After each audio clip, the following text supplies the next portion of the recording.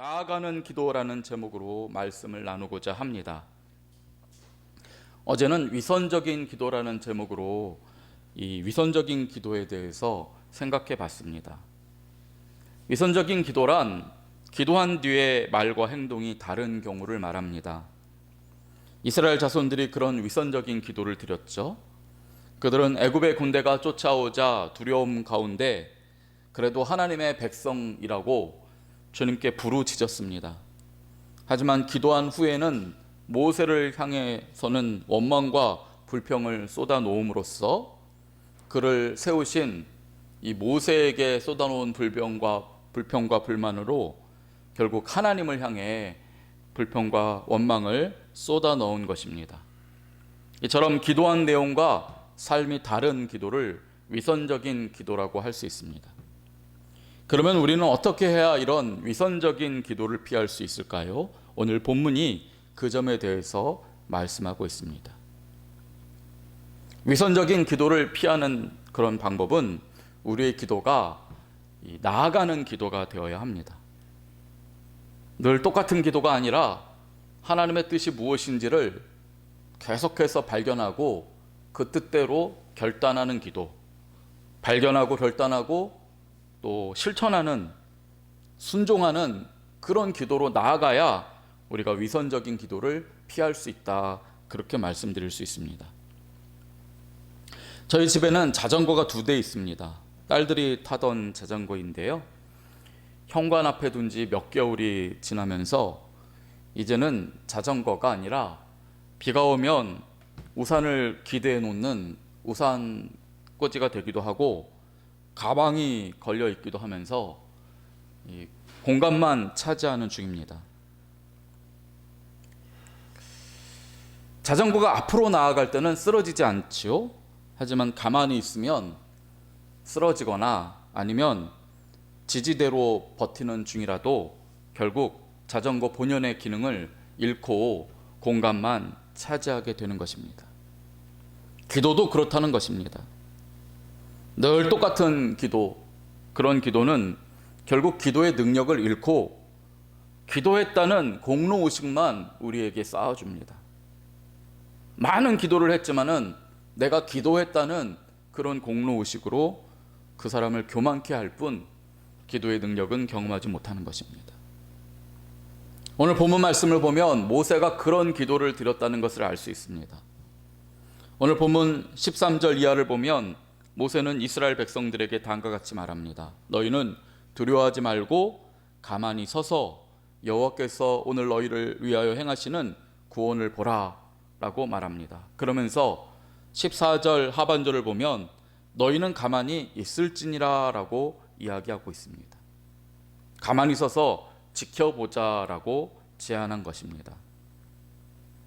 그런데 이 문제를 놓고 모세가 다시 기도하던 중에 주님께서는 뜻밖의 말씀을 주십니다.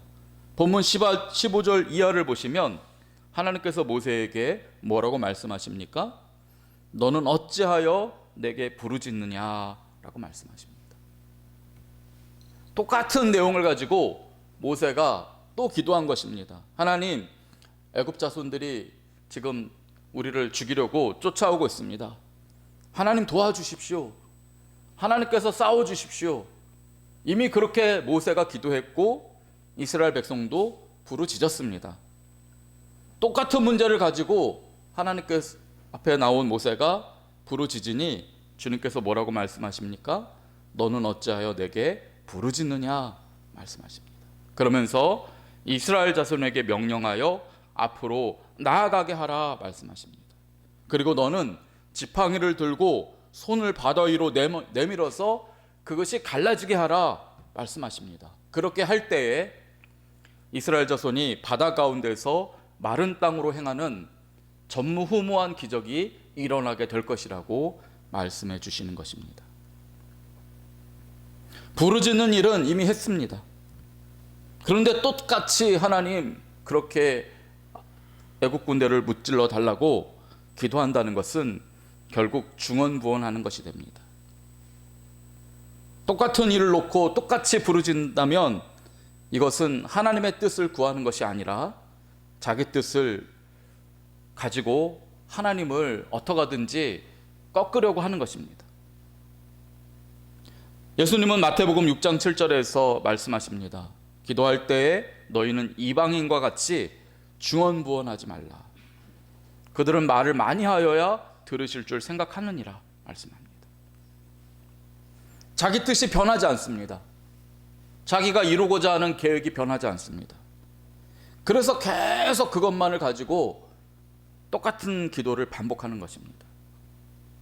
그렇게 말을 많이 한 그 공로를 가지고 하나님께서 당신의 뜻을 바꾸셔서 내 뜻대로 하실 것이라고 생각하는 기도, 그 기도는 이방인들이 하는 기도라는 것입니다.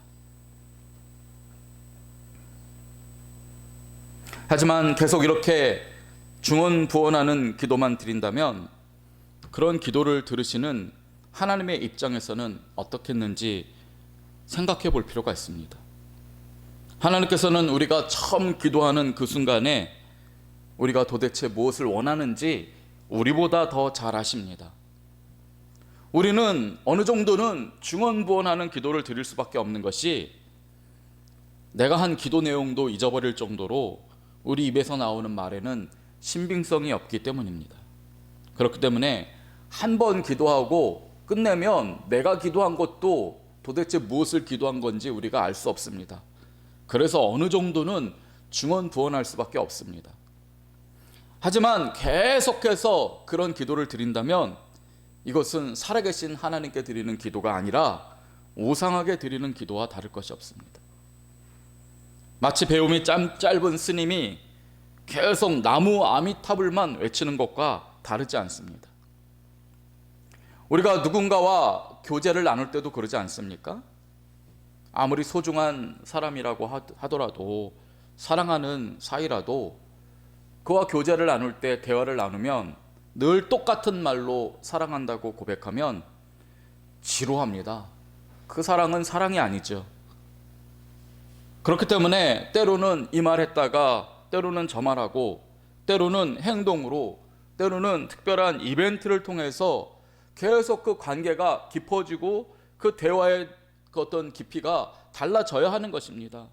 사람에게도 그렇다면 살아계신 우리 하나님 아버지 앞에 드리는 기도가 어떻게 똑같고 반복될 수 있겠습니까?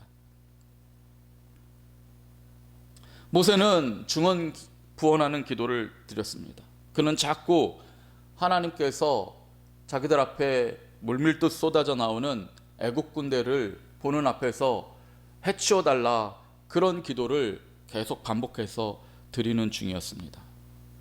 그때 하나님께서는 왜 자꾸 부르짖느냐는 것입니다. 그러면서 뭐라고 하십니까? 나의 뜻은 너희가 바다를 건너 마른 땅을 걸어가는 것이라고 말씀하십니다. 주님의 뜻이 무엇인지를 안다면 기도한 후에 그 뜻대로 행해야지, 왜 네 뜻대로 행하라고 나를 계속 강요하느냐, 주님이 그렇게 말씀하십니다. 성도 여러분, 우리도 그와 같은 기도를 드려야 할 줄을 믿습니다. 하나님 앞에 기도할 때 내 뜻을 관철하기 위해서 드리는 그러한 공로의 의식을 쌓는 기도를 드려서는 안 됩니다. 오늘 이 자리에 주님의 뜻이 무엇인지를 조금이라도 더 발견하는 그런 은혜가 있어야 합니다. 그리고 하나님 앞에 내 인생을 드리고 변화되는 그런 말과 행동으로 주님을 기쁘시게 해야 되지 않겠습니까? 그렇게 되면 우리가 십수년 기도했던 그 기도 제목이 바뀌게 될 것이고, 결국에는 하나님께서 우리의 기도대로가 아니라 더 놀라운 기적으로 우리 인생을 변화시켜 주실 것입니다.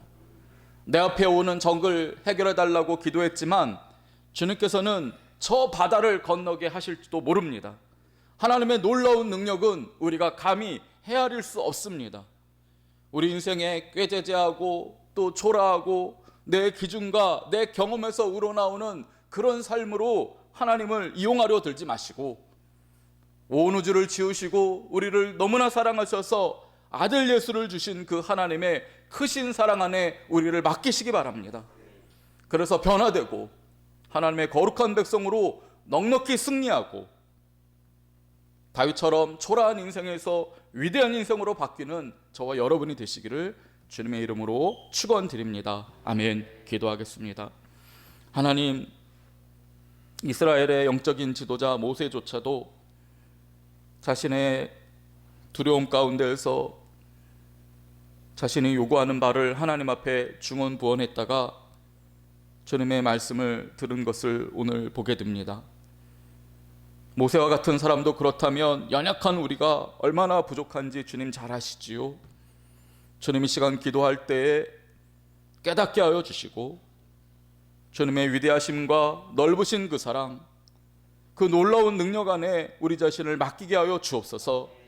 그리하여 주님의 뜻을 깨닫게 하시고 그 뜻대로 기도하게 하시고 삶 가운데는 주님의 뜻대로 순종하게 하여 주셔서 아버지, 우리 앞에 놓여있는 바다를 길을 열어서 마른 땅을 걸어가는 승리자가 되게 하여 주옵소서.